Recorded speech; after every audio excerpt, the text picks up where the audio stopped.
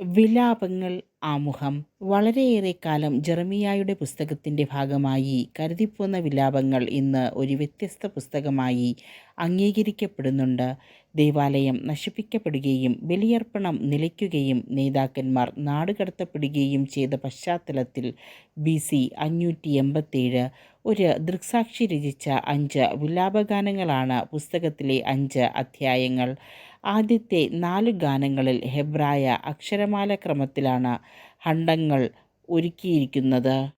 ജെറുസലേമിൻ്റെയും ദേവാലയത്തിൻ്റെയും നാശത്തിലും ജനത്തിൻ്റെ ദുരിതത്തിലും അതിയായ ദുഃഖം പ്രകടിപ്പിക്കുന്നതോടൊപ്പം കർത്താവിൻ്റെ സ്നേഹത്തിലും അവിടുത്തെ വാഗ്ദാനങ്ങളിലുമുള്ള വിശ്വാസത്തിൻ്റെ പ്രഘോഷണം കൂടിയാണ് വിലാപങ്ങൾ.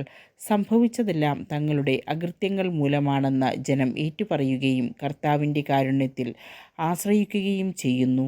ദൈവത്തിൻ്റെ മണവാട്ടിയായ ഇസ്രായേൽ വീണ്ടും അവിടുത്തേക്ക് സ്വീകാര്യയാകും.